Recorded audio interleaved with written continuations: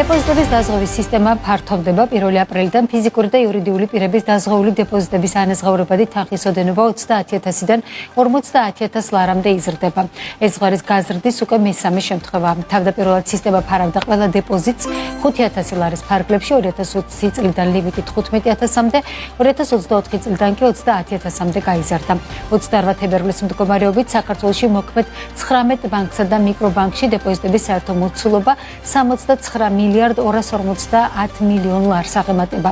დეპოზიტების დაზღვევის სისტემით დაზღვეული დეპოზიტების საერთო მოცულობა კი დაახლოებით 12 მილიარდი ლარია. რა არგუმენტებით გაიზარდა დაზღვეული დეპოზიტების ზედაზღვარი, დეპოზიტების რამდენი პროცენტი ხვდება დაზღვევის ქოლგის ქვეშ და რა უჯდებათ ბანკებს დეპოზიტების დაზღვევა. ლევან თოდუა დეპოზიტების დაზღვევის სააგენტოს ხელმძღვანელი გვერდდება. პირდაპირ ეთერში ბატონ ლევან, მოგესალმებით. მადლობა რომ შემოგვიერთდით. მადლობა თქვენ რომ მოგვიწვიეთ. ბოლოს როცა საუბრობდით, როდის შეიძლება კიდევ ერთხელ მომხდარიყო ზღარის გადახვედა, საორიენტაციოდ მოსაზრებული იყო 2027 წელი, თუმცა უფრო ადრე მოხდა ზღვის აწევა.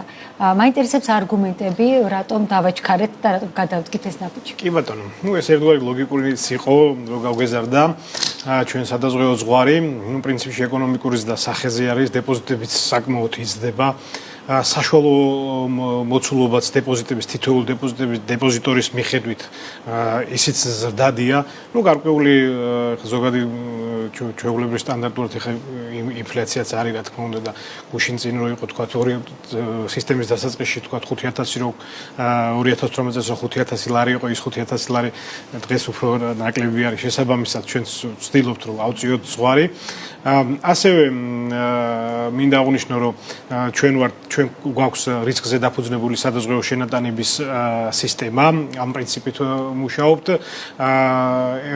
კომერციული ბანკების რისკებით საკმაოდ გაუმჯობესდა ეროვნული ბანკის შეფასების მიერ და აი ამ ყველა კომბინაციამ, ასე რომ ვთქვათ, ყველა ფაქტორმა ერთობლივად მიგვაღებინა ის გადაწყვეტილება, რომ 30,000-დან უკვე ავზარდეთ 50,000 ლარამდე და პრინციპში ლოგიკურიც იყო ეს ნაბიჯი. საინტერესო არის ახლა დაახლოებით რა მოცულობას ფარავს ეს ზღვარი, ამ ზღვარში რა დეპოზიტი, რა ტიპის დეპოზიტები ვთქვათ მოხვდება და პორტფელის რა ნაწილი იქნება დაზღვეული. კი ბატონო, ესე იგი თქვენ სწორად აღნიშნეთ, რომ ახლა არის 12 მილიარდამდე არის დაზღვეული დეპოზიტები. ზღვარის გადადის შემთხვევაში ჩვენ წლის ბოლოს ველოდებით, რომ 15 მილიარდამდე გაიზრდება ეს დაზღვეული დეპოზიტების მოცულობა. დღეისათვის თუ ავიღებთ ახლა ჩვენ მონაცემებს, სადღაც 27% არის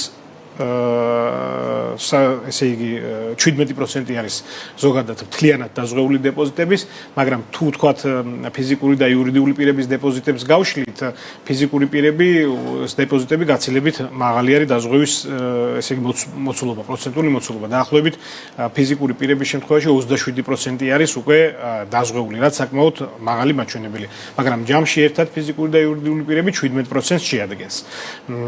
დაახლოებით ეს პროცენტი შენარჩუნდება, ესე იგი, უფრო შეიძლება ოდნავ გაიზარდოს წლის ბოლოსკენ, ეს უკვე გვეცოდინება წლის ბოლოს მონაცემები როგორ იქნება უფრო დაზუსტებული.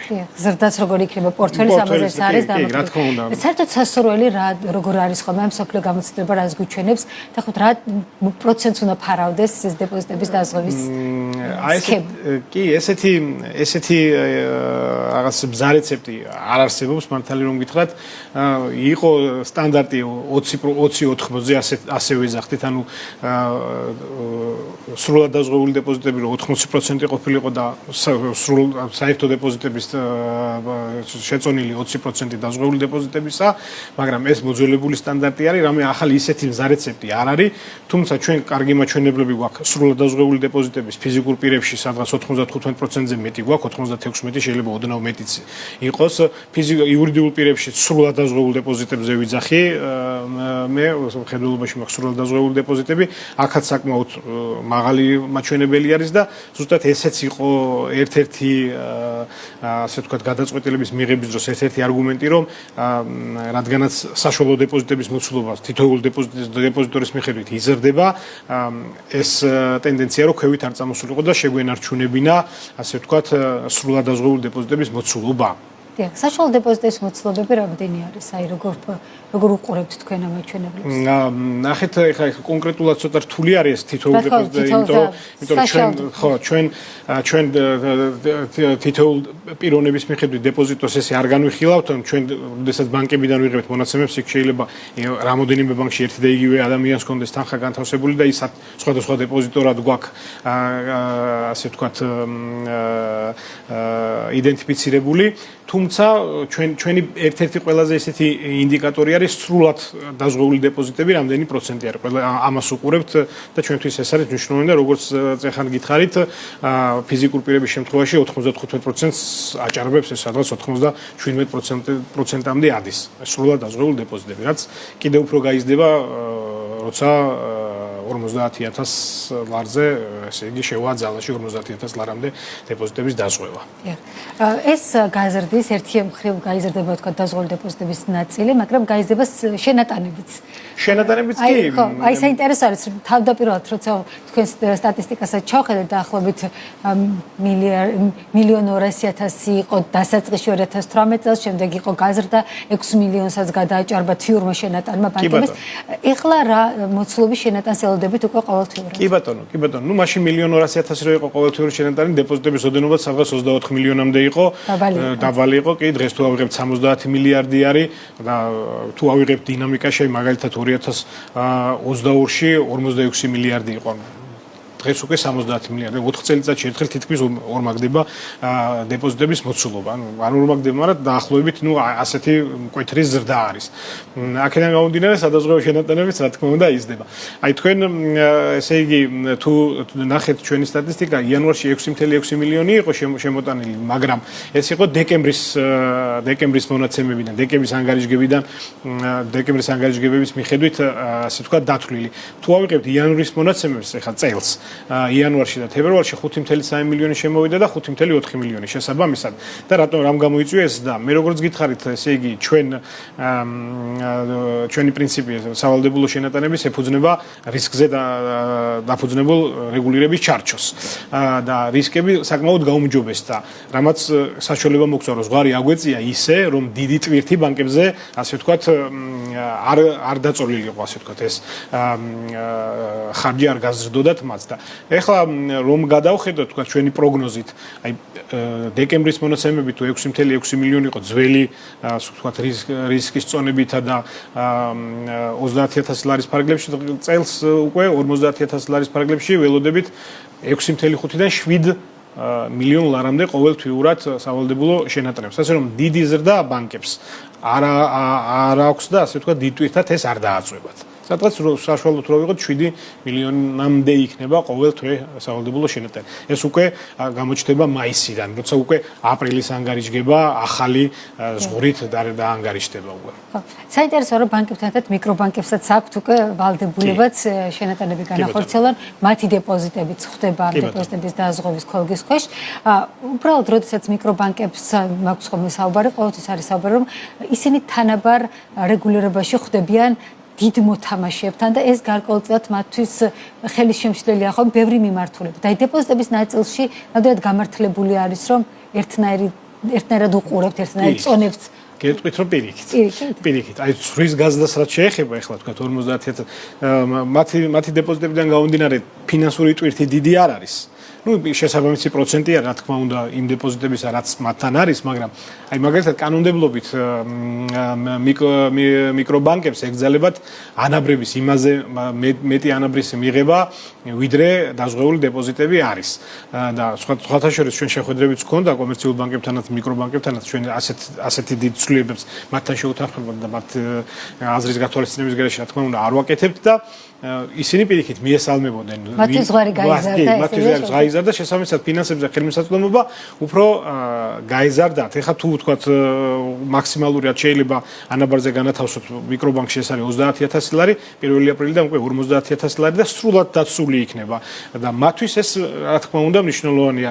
მიკრობანკები ახალი სუბიექტები არიან, შეიძლება დიდ ბანკებს უფრო არ ვიცი ხა ეს ჩემი სუბიექტური აზრი შეიძლება იყოს უფრო შეიძლება ენდობოდეს მაგალითად ჩვენი მოქალაქე ან მომხმარებელი ბანკის კლიენტი, თუმცა აქეთკენ გარანტია აქვს, რომ მიკრობანკშიც ანალოგიურად როგორც კომერციულ ბანკში თანხები მთლიანად დაცული არის, იგივენაირად რეგულირდება ჩვენს მიერ, იგივე წესები არის. აქედან გამომდინარე, თამამად შეუძლიათ მიკრობანკშიც ასე ვთქვათ, თანხები დობის ნაწილში კი და ნდობა, რა თქმა უნდა, უკვე სტაბილურობასაც ნიშნავს. მოდით ვისაუბროთ პორტფელის მართვაზეც. რა მოცულობის პორტფელი არის უკვე აკუმულირებული თქვენთან და მეორე ნაწილი მაინტერესებს დაახლოებით აი რამე პრობლემა რო შეგვექმნას, ღმერთმა არქნას. რას დაფარავს, ვთქვათ, ეს პორტფელი. კი ბატონო. ესე იგი დღეს ჩვენ 400 მილიონს გადავწდით, 400 მილიონზე მეტი გვაქვს თანხები. ჩვენი ესე იგი თანხები ძირითადად არის სახელმწიფო ფასიან ხაღალდებში დაბანდებული, რაც მაღალი ლიკვიდობით არის და ფაქტიურად უსაფრთხო არის, მაქსიმალურად უსაფრთხო, ამაზე უსაფრთხო ინსტრუმენტი დღეს საქართველოში ჩვენ არ აგვაქვს. რაც შეეხება ვთქვათ რა კრიზისის შემთხვევაში რას გაუმკლავდებით, მინდა გითხრათ, რომ უმცირესიდან უდიდესი ბანკებს თუ ავიღებთ, თქვათ უმცირესიდან ერთდროულად 7-8 ბანკი შეგვიძლია ღმერთმა დაგვიფაროს ასეთი კრიზისისგან, მაგრამ ერთდროულად შეგვიძლიათ გავწვდეთ. დღევანდელ მომენტში სადღაც 3.5-4%-მდე არის, ესე იგი, დაზღვეული დეპოზიტების 3.5%-მდე არის დაზღვეული დეპოზიტების მიმართებაში, ესე იგი, ჩვენი ფონდის ნაწილი. რაც საერთაშორისო სტანდარტებს თუ გადავხედავთ და საერთაშორისო გამოცდილებას, საკმაოდ ესეთი კარგი არის. თუმცა ჩვენ უფრო მაღალს, ესე იგი, ზღვარი target ფონდი უფრო ალბათ სადღაც უფრო 6%-ისკენ გვაქვს, გვიჭირავს თვალი, მაგრამ ეს ზღვის გაზრდებმა გამოიწვია, რომ ცოტა ესე იგი შემცირდა ეს, მაგრამ თუმცა საერთაშორისო პრაქტიკას თუ გადავხედავთ, 3.5%-იც საკმაოდ მაღალი არის, ასე ვთქვათ, დაფარვის კოეფიციენტი, ასე რომ ავიღოთ. თუ არის ვთქვათ საუბრები იმაზე, რომ შეიძლება რაღაცა ტიპის შედარებით რისკიანი ნაბიჯები გადადგა და პორტფელის ზრდაზე უფრო მეტად იყოს ორიენტირებული, იმიტომ რომ ეს თანხები შემოდის თქვენთან და მხოლოდ ერთ ინსტრუმენტში გაქვთ ფაქტობრივად შეზღუდულ ინსტრუმენტებში გაქვთ შესაძლებელი რომ განათავსოთ თანხა. უფრო მეტი ამონაგების მიღების შესაძლებლობა რომ გქონდეთ უჯობია თუ არა? დიახ, ესე იგი, ჩვენი მიზანი არ არის თქვა მაინდა-მაინც ფონდიდან მაქსიმალური მოგება მივიღოთ. ჩვენი აპეტიტი შეზღუდული არის. ხა ჩვენ არ ვართ ორიენტირებული, რომ რაღაც მოგება გქონდეს და დიდი თანხები შემოვიდეს. ჩვენი მიზანი არის, რომ ეს ფონდი მართოთ, რა თქმა უნდა, არ გქონდეს, ესე იგი, ტყუილად არ გქონდეს გაჩერებული ანგარიზე ეს თანხები და რაღაც გარკვეული ამონაგები დააგენერიროს, მაგრამ უპირველესი ჩვენი მიზანი არის, რომ დავიცვათ დეპოზიტები და ჩვენი უპირველესი მიზანი არის გქონდეს ისეთ ლიკვიდურ და უსაფრთხო ინსტრუმენტებში განთავსებული და ისეთ აქტივებში, თქვათ, თუ მოხდა რაიმე პრობლემა და დაგვიდგა სადაზღვეო შემთხვევა, რომ ესე იგი დანაკარგის გარეშე მაქსიმალურად მოკლე ვადაში მოვახდინოთ, თქვათ, ამ ჩვენი აქტივების ლიკვიდაცია და თანხების ანაზღაურება. აქედან გამომდინარე, ჩვენი ინტერესი უფრო შეზღუდული არის და მაგიტომაც თან ჩვენ ლარში გვაქვს დაზღვეული, ანუ ჩვენი დაზღვევა ლარში არის, შესაბამისად ლარში ნომინირებულ ინსტრუმენტებში და ამ ეტაპზე ჩვენი სტრატეგია ისეთი არის, რომ მხოლოდ სახელმწიფო ფასიან ხაღალდებში მოვახდინოთ ამ თანხების ინვესტირება. ჯერჯერობით ამ სტრატეგიას მივყვებით და მომავალში ვნახოთ, მომავალში შეიძლება. საინტერესო. და ბოლოს ვიდრე დაგემშვიდობებით, მინდა მოკლედ ავხსნათ, ხშირად არის ხოლმე კითხვა, მაინც რამდენ რას ფარავს დეპოზიტების ანაზღაურების სისტემა, მაგალითად ერთი ადამიანის რამდენიმე დეპოზიტს, რამდენიმე ბანკში, როგორ უდგება სისტემა და რას ანაზღაურებს? მოკლედ რომ ავხსნათ. კარგია შეკითხვა, რომ მე ესე იგი სარგებლობ ხოლმე ყოველთვის თუ ეთერში მოხვდები, რომ ავხსნა, ბიზნესი ასე თუ ისე ინფორმირებულია და ძირითადი აქცენტი მაინც მოქალაქეებზე კეთდება ხოლმე, რომ მათი ინფორმირებულობაც ასე თქვა მაღალი იყოს ამ სისტემის ფუნქციონირებისთვის. ერთ-ერთი მნიშვნელოვანი არის, რომ საზოგადოებაში ზოგადად ამის ინფორმირებულობა მაღალი იყოს. ესე იგი, როგორ მუშაობს ეს ჩვენი სისტემა. ესე იგი, დააზღვეული არის ნებისმიერი ფიზიკური თუ იურიდიული პირის, ანუ ნებისმიერი პირის, ნებისმიერ ანგარიშზე არსებული თანხა ნებისმიერ ბანკში. თითოეულ პირზე, თითოეულ ბანკში მოქმედებს ეს ლიმიტი. ანუ თუ ერთ ადამიანს ორ ბანკში აქვს თქვათ 50 თქვათ ამ შემთხვევაში 30000 ლარი დღევანდელი ზღვრიდან ავიღოთ 30000 ლარი ერთ ბანკში და 30000 ლარი მეორე ბანკში ორივე 30000 ლარი არის დაზღვეული ანუ ზღვრის ლიმიტი მოქმედებს ერთ პიროვნებაზე ერთ ბანკში მიუხედავად იმისა რამდენი ანგარიში აქვს რა თქმა უნდა ანგარიშების მიხედვით არა თუ 10 ანგარიში აქვს დაჯამდება და არც ვალუტას არ აქვს მნიშვნელობა უცხოურ ვალუტაშიც რო კონდეს ჩვენ ვაზღვით მხოლოდ ლარში ასე რომ ნებისმიერი ადამიანის ანგარიშებზე არსებული თანხა ზღვის ფარგლებში ანაზღაურდება. როცა ვსაუბრობ დეპოზიტებზე არ ნიშნავს რომ კონკრეტული ანაბარიან საბანკო პროდუქტს ნებისმიერი თანხა რომელიც განთავსებული აქვს ნებისმიერ ანგარიშზე ეს მიმდინარე ანგარიში იქნება სახელმწიფო ანგარიში თუ ასე შემდეგ. ძალიან დიდი მადლობა თქვენი სტუმრობისთვის განმარტებებისთვის ლევან თოდუა დეპოზიტების დაზღვევის სააგენტოს ხელმძღვანელი იყო ჩვენი სტუმარი.